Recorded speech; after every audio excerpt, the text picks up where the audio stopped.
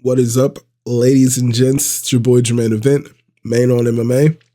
Today we're going to watch a video from Ragdoll MMA about the hurdles of ONE Fighting Championship. Ladies and gents, you know, it seemed to me personally that ONE FC, over the last 3 years, I considered ONE FC like the number 2 fighting promotion. You know, I felt like it was UFC and then ONE FC. I felt like they were trying to position themselves as the number 2 promotion. But as of recent, man, all you hear about any other promotion is that they don't pay their fighters or they just straight up won't give them fights. It's crazy. It is crazy. So let's check out this video from Ragdoll MMA. Make sure you guys head over to Ragdoll MMA. Give those guys a subscribe. And yeah, let's check this video out about ONE FC, ladies and gents. Founded in 2011 by Chatri, Sityodtong, and Victor Kwai, ONE Championship emerged as a fresh competitor in the combat sports world, with a mission to honor martial arts' cultural roots while innovating its presentation. Chatri, a martial artist and entrepreneur, envisioned a promotion that celebrated not just the athleticism of fighters, but also their values, discipline, and heritage. ONE Championship has a unique place in MMA, and once had a credible claim to be a competitor to the monopoly that is the UFC. When a guy like Eddie Alvarez gets KO'd, or a guy like Sage Northcutt gets KO'd, or a guy like Mighty Mouse gets tagged and has a real fight on his hands, then you're showing the whole world, like, hey, these guys that are coming over here that are world-class fighters. That's what I'm saying. So many dudes that were prominent in the UFC went over there and were getting their ass kicked right away. So, like, for me, ONE FC was clearly the, like, number 2, at least, if not potential number 1, as far as talent, because they were beating the UFC guys right away. But let's let the video play. They're fighting world-class fighters. More importantly, ONE has the most differentiated product to sell to fight fans. ONE FC promotes MMA fights with rules different than the UFC's. Kickboxing, Muay Thai and MMA gloves, and submission grappling contests, all under one banner. They also broadcast fights on YouTube and Amazon Prime, making them incredibly accessible. While other major promotions like the UFC targeted global or Western markets, ONE positioned itself firmly within Asia, recognizing the continent's rich martial arts history and untapped market potential. ONE quickly gained a reputation for its visually stunning events. Unlike traditional MMA broadcasts, ONE incorporated theatrical elements, elaborate stage entrances, pyrotechnics, and cinematic storytelling, aimed at engaging both casual viewers and hardcore fans. ONE FC secured deals with major networks like Fox Sports Asia, and to bolster its roster, recruited big names such as former UFC champions Demetrius Mighty Mouse Johnson and Eddie Alvarez, as well as Muay Thai legends like Rodtang Jitmuangnon.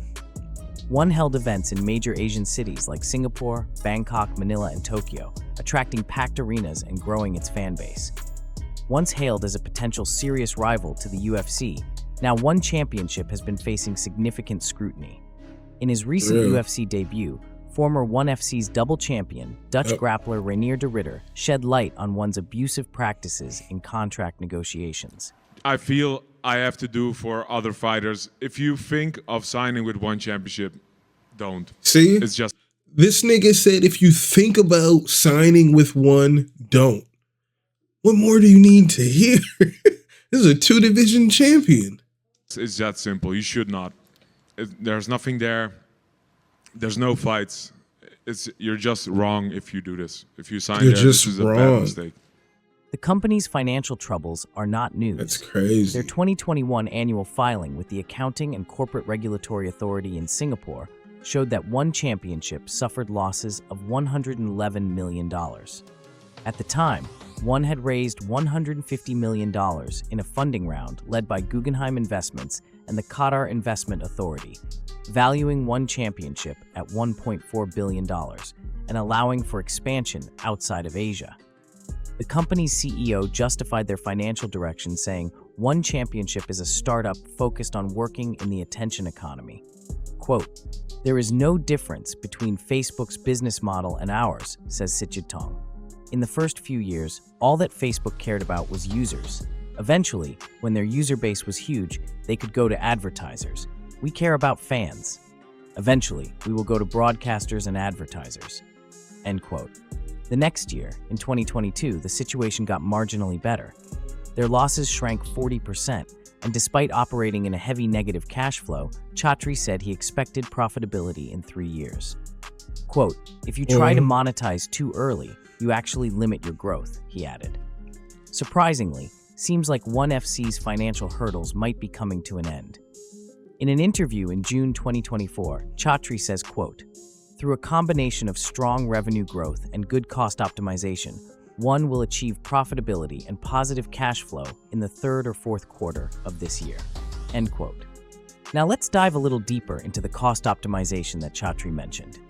In October 2023, an Sports Illustrated article exposed former champion Adriano Moraes' contract, as well as Uzbekistani martial artist Sardor Babayanov, which was debuting in a One Friday Fights event. Moraes earned $100,000 for the bout, including his $50,000 win bonus. Regardless of the salary being relatively low for a championship bout, the full contract unveils some of the most restrictive terminology ever seen in an MMA contract. Here are some highlights. ONE retains the rights to the athlete's image, even after death, for the purpose of selling goods and services. If the athlete becomes a ONE champion, their contract is automatically extended by 4 fights or 24 months, the moment their current contract expires. And athletes shall not change their name, birth, stage, or otherwise without the consent of ONE. The other contract, from Sardor Babayanov, shows his disclosed pay as $1,500 to show and $1,500 to win. Friday Fights serves as ONE's equivalent to the UFC's Contender Series, and it's important to note that fighters in the talent pipeline may not receive compensation at the same level as contracted athletes. Despite this, it is still remarkably low purse for an MMA fight, but that's exactly what cost optimization looks like. MMA journalist John Nash goes in depth in his podcast, Hey, Not the Face, that I'll be linking in the description if you want a detailed breakdown on ONE FC's contract. But probably the biggest flaw for the fighters in the contract is that ONE FC is obliged to offer 2 bouts per 12-month period. Judging by the sheer inactivity of their MMA stars, like grappling ace Marcos Buchecha or the recent UFC debutant Reinier de Ridder, fighters struggle to fight more than once a year, which makes me wonder if they are really being offered those 2 fights per year. That's crazy. Fighters have a very small window of time in their prime to make the most amount of money, because after they retire, they don't have a paycheck. If ONE FC holds their fighters for years without enough fights, the fighters are hurt long term. More episodes showing of lack of care for their fighters' health and career exposes ONE FC's business practices even more. Karate prodigy Sage Northcutt was scheduled to return to action in January against Japanese legend Shinya Aoki in Japan, but withdrew from the bout on fight day. During the broadcast, the company released a statement saying Sage withdrew due to unforeseen circumstances. The striker later clarified on a now-deleted Instagram post, which, in summary, stated that ONE FC's blocked 2 of his cornermen on very short notice, telling him only 1 cornerman would be allowed on the fight. Then, due to a lack of a working visa, the 2 remaining cornermen were deported from Japan. Sage, irate by the lack of transparency by the company, withdrew from the fight. He hasn't been scheduled another fight since. In another episode, ONE championship flyweight grappling champion Mikey Musumeci was scheduled to face BJJ prodigy Cade Ruotolo in a 170-pound contest, but Ruotolo announced his withdrawal less than a week before the show due to injury. ONE then announced that Musumeci would defend his flyweight title days later against late replacement Bebeto Oliveira, cutting all the way down to 135 pounds, almost a fifth of his body weight. Musumeci missed weight and failed his hydration test for ONE 168 and was stripped of the title. The match never materialized, as Musumeci revealed Saturday he was hospitalized with pneumomediastinum. The decision by ONE FC officials to schedule a match 3 weight classes below his weight at Fight Week, and then stripping his title sounds illogical and absurd. But unfortunately, this isn't the worst case of a weight cut going wrong at a ONE FC event. In December 2015, Yang Jianbing, a flyweight from China, died after suffering complications following a weight cut. He was 21 years old. The cause of death was listed as cardiopulmonary failure. After this incident, ONE FC implemented their mysterious hydration tests. Fighters are required to pass both a weight check and a hydration test, the latter measured via urine-specific gravity. The system theoretically curtails severe dehydration, a common practice in traditional MMA weigh-ins. However, several flaws in the process undermine its effectiveness. There's a lack of transparency when fighters' weight and hydration test results are not always publicly disclosed. There are manipulation concerns, as the testing protocol can be easily tampered with. Fighters may consume small amounts of water before providing a sample, temporarily altering hydration levels without truly addressing the weight-cutting issue. The hydration test is widely criticized and has been scrutinized heavily by 2 videos by MMA on Point that I'll link in the description.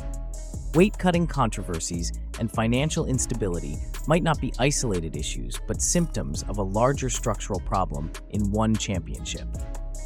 Judging by the composition on the fight cards this year, the company seems to be shifting its focus into kickboxing and Muay Thai, areas where they have a strong influence over the workforce, especially in Asia. All the Muay Thai fighters, the only home they have is one championship. So they pay them very little. They can pay them pennies on the dollars compared to anybody else because that's the only place they can go to. Grappling also is on ONE FC's menu, but with Craig Jones Invitational and Fight Pass Invitational offering stiff competition, maybe it's not for long. People have been saying that they're going to run out of money for a long time, and they keep finding a way to raise money. So whether this is the last year ONE will be around or not, I have no idea. They're obviously experts at raising money. Maybe they'll continue to do so, but it doesn't seem good. As ONE championship faces mounting scrutiny, it's evident that its once bright vision has encountered significant obstacles. The organization revolutionized the MMA world with its bold approach, combining martial arts tradition with entertainment and targeting the massive Asian market. But alongside these groundbreaking efforts, cracks in its foundation are becoming increasingly apparent. While ONE has built a legacy of unforgettable fights and iconic athletes, its future hangs in the balance. Will it overcome these challenges and redefine global MMA, or will its ambition prove too great to sustain? What do you think? Is this a temporary stumble, or are we witnessing the downfall of one of the most ambitious MMA promotions ever? Let us know in the comments, and as always, like, subscribe, and hit the bell for more deep dives into the world of combat sports. Thanks for watching. Well, ladies and gents, there you have it. ONE FC looks to be kind of going down the drain. They're exploiting their Muay Thai fighters who otherwise probably don't have a paycheck elsewhere, and they're paying them next to nothing. Pardon me, I'm a little stuffy today, ladies and gents. I thought this promotion at one point was the #2 promotion as far as combat sports is concerned, but I don't think the #2 promotion in the world is paying fighters $3,000 if they win a fight. $3,000 if you win. $1,500 if you lose. That's not the #2 promotion. I would say the clear #2 right now would probably be Octagon. All right? Probably Octagon. But that's neither here nor there. But I think it's only a matter of time before ONE FC is out of business. All right? I think ONE FC is going to be out of business before we know it. You got RDR saying, if you think of signing with ONE FC, you're wrong. You're wrong if you think of signing there. So that's a former 2-division champion. I think it's only a matter of time before they're out of business. I'm going to try to see if I can find a video on PFL/Bellator. I honestly think it's the exact same situation, the exact same stories we're hearing about them, other than the fact that they're not, I don't think they're putting on Muay Thai fights. paying these guys $3,000, but they're not booking the fighters in fights. And I heard some nonsense. One of the guys was saying like he never got paid his like $1 million after winning the $1 million tournament. He never got paid his $1 million. So a lot of shady business deals. There pretty much just is the UFC because nobody else can afford it. But let me know in the comments, do you think this is the end of ONE FC or do you think they will get it together? Let me know in the comments, ladies and gents. Hit that like, hit that subscribe, and I will see you when I see you. I'll holla.